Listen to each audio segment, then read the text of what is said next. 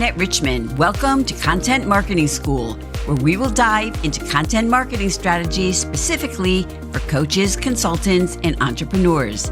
Discover how effective content marketing can elevate your brand and grow your business. And if you enjoy the show, don't forget to hit that follow button.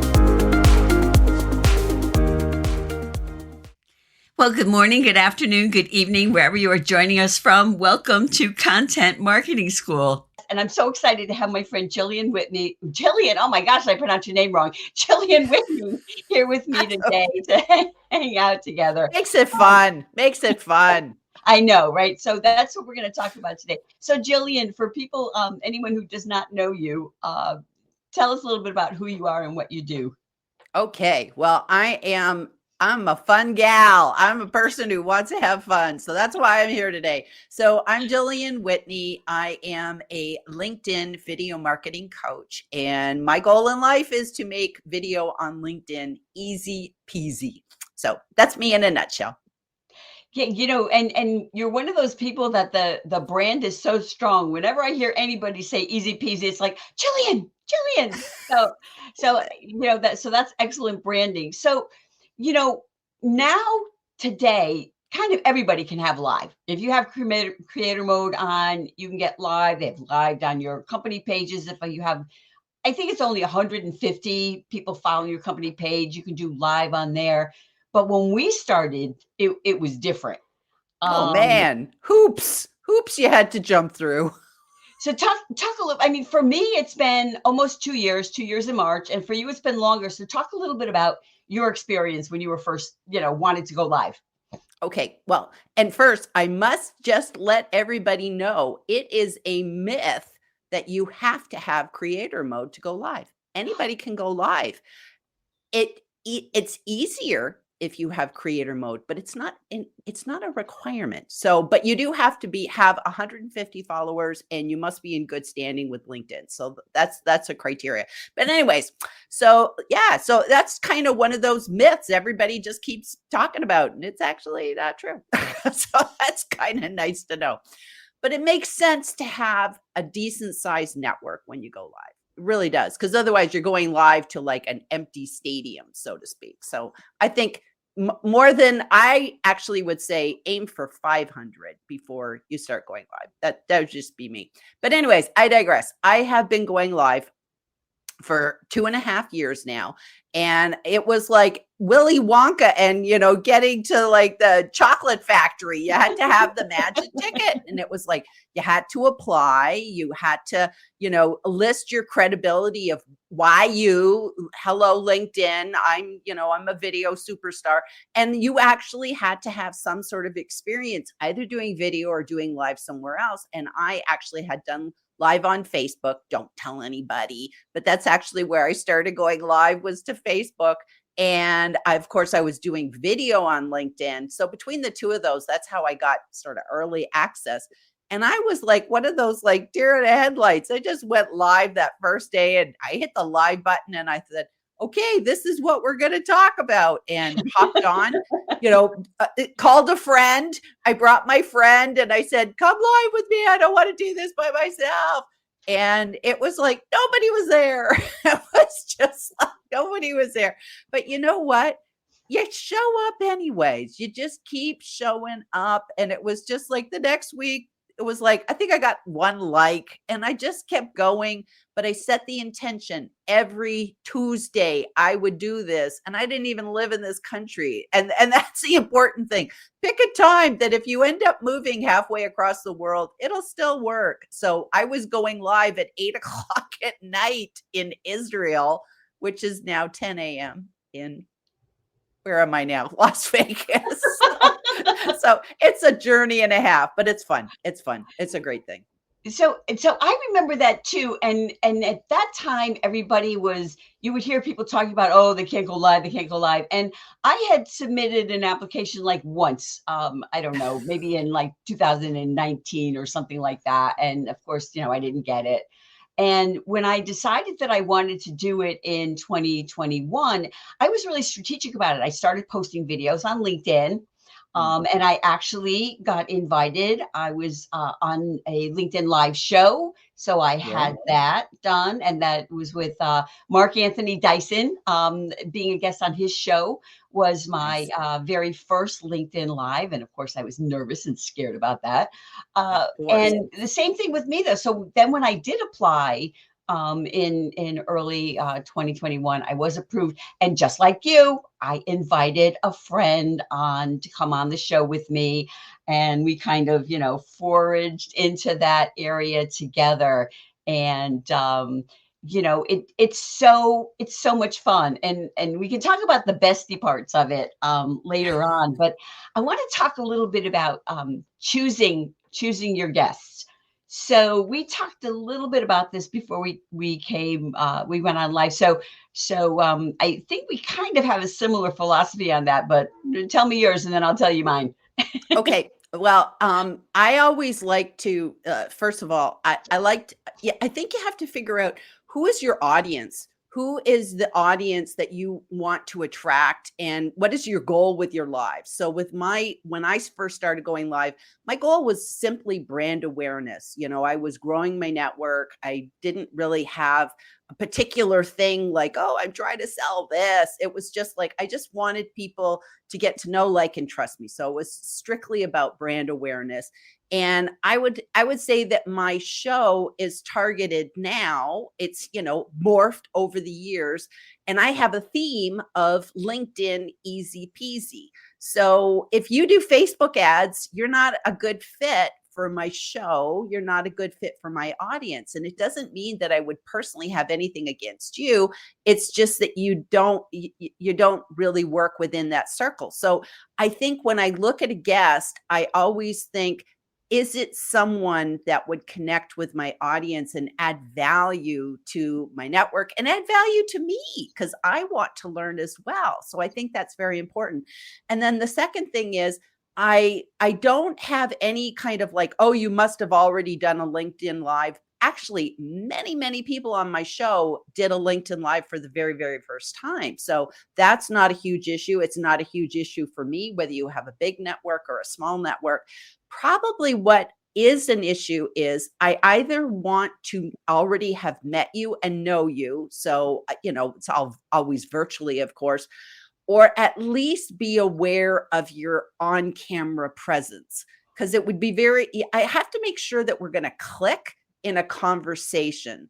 Because if it ends up that I'm like pulling teeth to get you to talk, that could be huge. Plus, also, too, I seek a guest that will want to respond to my audience, because that to me is a very important part of when I go live, is involving the audience and responding to the audience. So I wouldn't want somebody who would be like, oh, let the peons carry on. I don't want people like that. Yeah, I hear that about evolving. And when I started this show and the podcast that goes along with this, it was the Smarter Career Moves, because it was all about career.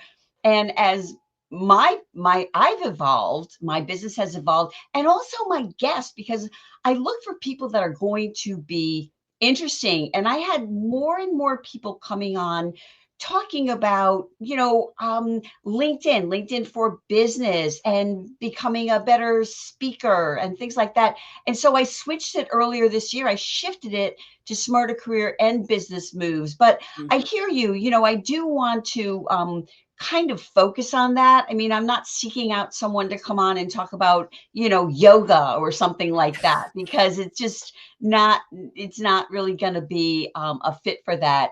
And I hear you about, I don't care either about how many followers you have. I've had people with really small followings. I don't care. I don't have a huge following myself. And so I'm cool with that. But I do like to check them out if I'm not chatting with them, to go and see if they're on a webinar or something like that. So speaking of people in the audience, so we have to say hello to Michelle Freilich. Thank you so much for joining us. And of course, our friend John Oh, Espirian, you know, Team Espresso. We're both part of Team Espresso. And so, love John. thank you. thank you so much for joining us as well. Uh, so here's a big thing too. Questions for your guests or not questions? And I went back and forth. No, yes, no. So what do you think about that? Okay, so I'm a no. I like it to be a casual chat, and I let people know that from the get-go because that could be a deal breaker for them. So I get that right up front when we're talking about what, we kind of like zero in on a theme so that I can have a title and I know what our live is going to be about, and then so we know what the topic is and we go with that agreement. But I always tell people this is a casual chat. I don't want you to come on and do like a PowerPoint presentation. I don't want to sit and interview you and I'm going to ask you about, what was your, I don't know. I can't even think of something. Something, So, right? so no, I don't like to have set questions because that would make me nervous. I like it to just be a casual chat. But here is what I would always tell people: have the topic in your head. If you're thinking about going live one day, have the topic in your head and have some talking points. Because if for any reason your guest doesn't show up or comes late, how could you carry the conversation? So kind of be like a Boy Scout, always be prepared. So I always have something standing at the ready that would be questions I could ask and answer myself. Well, that is a great idea because I have actually canceled my show just a couple of times, not often, because my guest canceled on me at the last minute. And although this is not for us today because we're just kind of hanging here, but I always have. I did a show last night with a panel, and I always have a couple of pages. And it's also I do that because sometimes you do get people and their answers are very short. Some people are really talkers, and some Mhm. people will just give you, a few words and, share some insight. And then it's like, okay, what comes next? But I am with you. I am a no on questions, and also for the same reason. And I was actually quite stunned because I was no questions. And then of course, you hear people talk, say, oh, you should have questions, makes people feel more comfortable. Um, and I had someone who I've actually known personally for many years, a coach who was on, and we're, as I'm talking and I'm going through the questions I did have for them, I see them like this. Well, and then Oh, I was like, oh my goodness, because I know this person, I know they know their stuff cold. They've been doing it forever, it was the and anxiety. It was it was the just anxiety. yeah, it was really and it was really awkward and uncomfortable. I think for everyone to have someone reading like that. And when you're talking about like no questions in advance, and I let people know that too. It's just we're gonna have some talking points. Um, do you get a resistance to being live? And the reason for that is because my show feeds into my podcast. I believe your show feeds into your Yep. podcast as well. And I have people, I'm sure you do, contacting me and say, oh, Jillian Whitney, she would be great for your podcast. And when I email them back and I say, okay, that would be great. Let's hear about her. But it's going to be a live show, and that goes into the podcast, and I never hear from them again. It's like deer in the headlights, deer in the headlights. Well, I've actually never had a stranger kind of come and approach me. So maybe my show's It'll not come. popular. I don't know, but it's mine is Jillian Whitney and friends. So everyone who comes on my show, I usually have already gotten to know. Maybe I've had one or two strangers, but I think pretty much everybody I've gotten to know. And I know that with the people, well, first of all, I try to be a good host in terms of I never make the assumption that somebody knows how to go live. So when somebody approaches me to go on my show, I tell them that, of course, it's going to be live. I tell people I don't like to pre record because a lot of people will ask me that. Are we going to pre record? and then you'll stream it live. And I go, no, I don't like pre-recording. Too many things go long. It loses something. There's an energy to live that, like, I don't know what's going to happen. I don't know what I'm going to say, but I just think that's the energy that makes people want to join a live in the first place. But when I remember once I had somebody come on my show and they were very uptight about going live because they'd never gone live before. They'd done lots of virtual events on Zoom and webinars, but they'd never gone live before.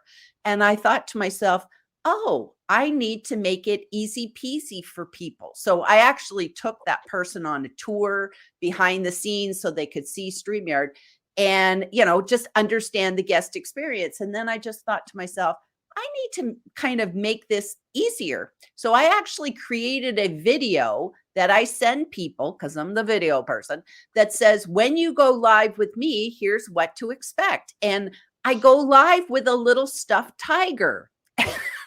And I go, you're the tiger, and here's me. And I walk them through the whole back side of what it looks like in StreamYard. And people love it because they love being the tiger.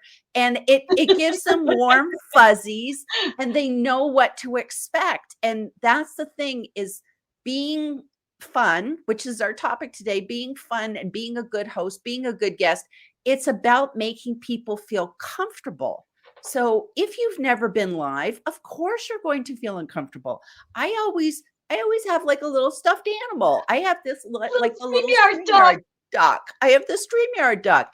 He makes me feel comfortable. So, those are little things, but I think it's important to make your guests feel welcome and at home. Oh, I do as well. And, I really enjoy it too. And I think, because we had talked a little bit about the idea of having fun. And my guests mostly all tell me that they have fun, they're eager to come back. And I'm sure yours do as well. And I've also had guests that'll say to me at the end, well, it was really all about me. And I'm like, yeah, of course. Of course. I'm not inviting you on here to talk about me. But although I have had that experience where I was invited on somebody's podcast and they were like, well, and I think this and that and blah, blah, blah, blah, blah. And what do you think? Oh, okay. And back to me. And and um, so I guess you're with me, the idea of just making it all about the guest. So do you do any research, a little bit of research about your guests before they come on, or? Absolutely, because I write up a post. So that's another thing I do. I know a lot of people will make their guests fill out a questionnaire so that they can write up their own post. I don't do that. I like to do it myself. One, I don't know, I'm OCD. I have to totally be in control of everything. That's just a part of my world. But I like to write up a post introducing my guest, introducing the topic. And I do that selfishly because combing through somebody's profile really allows you to get to know them. Sometimes I'll go off and I'll look at their website. I'll check their featured section. I'll make sure that I'm really acquainted with my guest. And that's where I might find something that's really interesting. Like we just flashed the comment of John. Well, John is like, he's not a douche canoe. So if John was like my guest, and John's been my guest several times, that's a really great talking point. And, when I had John on last month, one of the things I said is, douche canoes need not attend. I put that in the post. It was fun. So I think by learning about your guest and learning about the topic, you can come to the conversation and be a participant, not just a listener. Yeah. I mean, I do that too. I go on their LinkedIn profile, and it's often interesting to see where they came from in their career and what led you to jump from this to this. And I always ask them too, what do you like best about what you do? And, Ooh, great and that's question. often really, really interesting. And sometimes it's not what you think. Often if it's someone like us, it's like, oh, when my clients get the aha moment or something. But Yeah. it's really, really interesting to me. And so just to give some sort of practical advice to anyone who is watching this now or on the replay. Um, and I know what has saved me,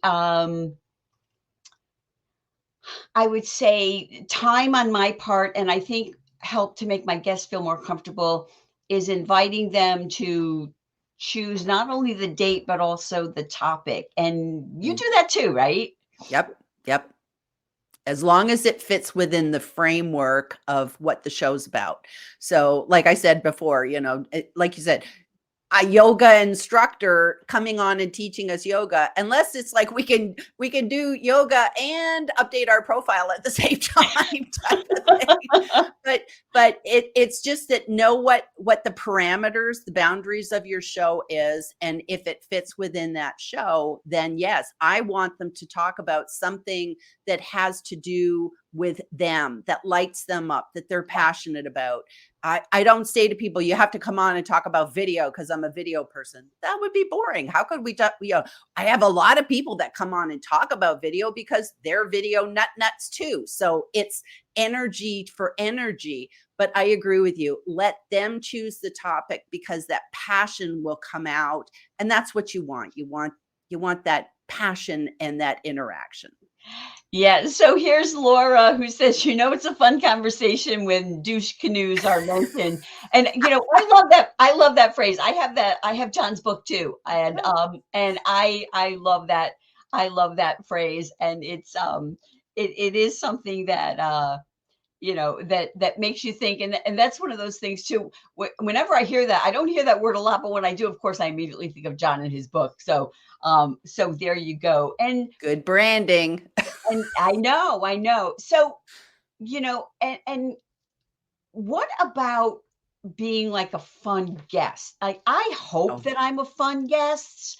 I try to be prepared to, when I give you a topic, I try to be prepared to speak about it. But what's some advice for people? Because it is tough. Occasionally you do get someone and they're a lovely person and very knowledgeable, but it can become like pulling teeth, which I think is a strain for them, as well as for me. exactly. I would say a couple of things. Number one, think of improv. So when you have a question, don't say yes, but in your head, you want yes, and. So when you come on as a guest, always make sure that you're coming and you're going to not just answer the question, but add a little bit. Maybe you're going to turn it back. You're really good at that, Annette, where you'll say, what about you? What's your goals for this year? Like you've come on my show and you turn the question back to me. So it's just like, who's driving this live? The both of us. We're kind of co-pilots, pilot and co-pilots. And I think that's the mentality that it's like, ask something back. Another thing to prepare is don't memorize speaking points, but instead think about, do I have some stories, personal stories? Be open. You don't want to go on a live and be very closed. You want to be open in terms of, is there a story that might illustrate your point, a personal experience, maybe something that you've seen? And these are your stories. Like I always tell people, don't be telling the starfish story because we're all bored with that one. We've heard it over and over again. Little things like another thing you do, Annette, which is great when you come on my show, is sometimes you lean in. That makes a connection. So our body language, our eye contact, we talked about don't come on and like be looking at your phone. Even if you want to look at the comments, ignore the comments. Those are the little things that you can do to prepare and make sure that you kind of think about, why is this an important topic to you? What's your motivation? Why do you want to be talking about this in the first place? So these are really good things. And then the last thing is, Don't be a douche canoe and sell from the stage. Like, never do that to your host. Don't show up and say, I'd like to pitch my $10,000, Oh, I know. thing, and, Mm. act now, and we'll throw in a pair of scissors. So don't be that guy. Don't be Oh, that guy I know. or I have gal. actually I actually had one guest only do that to me, and this was before I put in the the sort of cautionary, please don't do this in all of my back and forth engagement with my guests, and was like, oh, can we go to my website? And I was like, and luckily, I guess for me at the time, I didn't know how to share my screen on StreamYard, so I was kind of like, well, Stick with that. I really, really wish we could, but I just don't quite know how to do it. So, but that is tough. And it's so funny because I don't even realize I'm doing that. Now that you mentioned it to me, I'm gonna think about it. The idea that I lean in, it's because I'm really interested. I'm Yes. always interested in what my guest has to say, and I'm interested if I'm on somebody's show. I'm interested to learn more about them as well. So I do want to say one thing that has been tough for me, and it's even more tough when someone like you, who I'm friends with, is on my show, and that's not looking at you, Mm, looking at the yes. camera. And Yes. so I, like you, because I learned it from you, have the little smiley right underneath Right. my camera, so I know that I should be looking at that. Um, but it's tough. It's tough to do that. What tips do you have? Because while right now I'm not looking at you, it to the audience it looks like I am, and so it's kind of a weird thing. Can you talk a little bit about that? Well, it's really learning to work with your peripheral vision. So make your screen as big as possible. That's always Mhm. going to help. So don't keep your StreamYard window in a small little window and then you got notes behind it. Skip the notes, dump the notes. I don't ever have notes. I put this full screen. I've only got a laptop, so I don't even have a big computer. And again, you've got to have, invite Lenny to the live. Lenny has to come. Lenny is my post-it note. And Yep. I laugh and say Lenny has many brothers and sisters and cousins because he's always like blowing off and disappearing.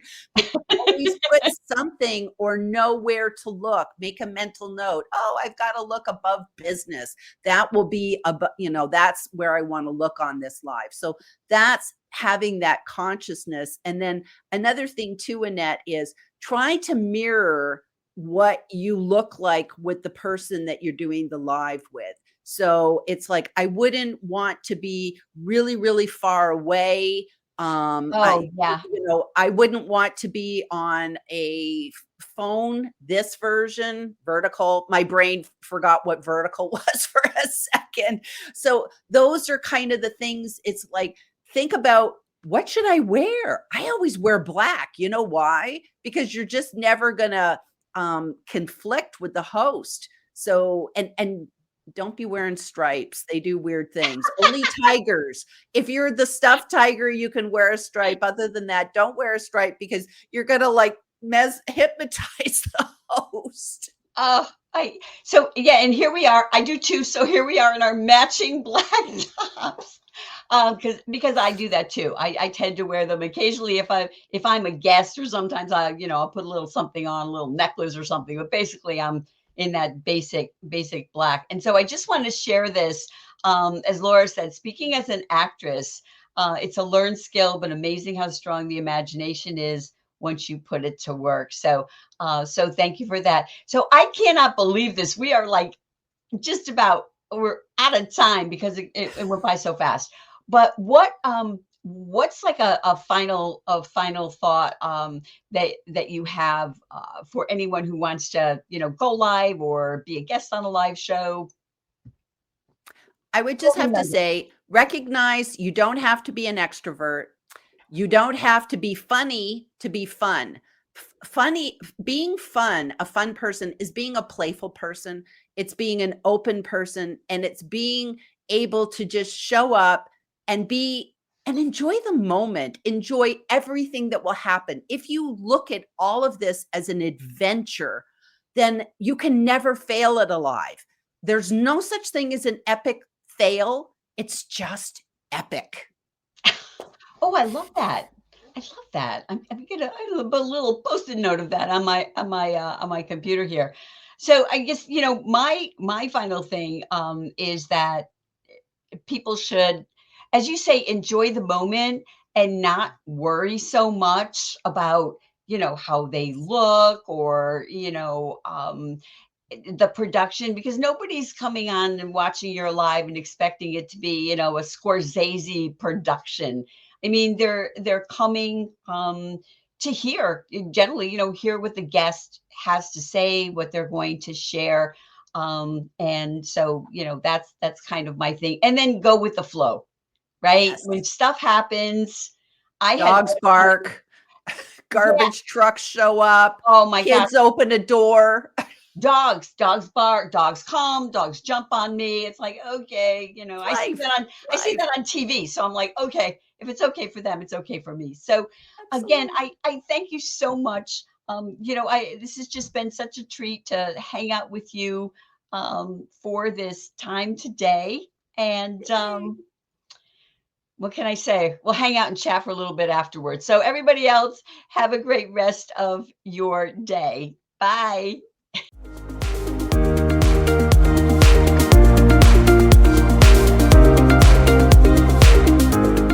Thanks for tuning into the Content Marketing Show with me, Annette Richmond. If today's insights have inspired and resonated with you, please share this episode. And if you haven't already, hit the follow button to keep learning and growing with us.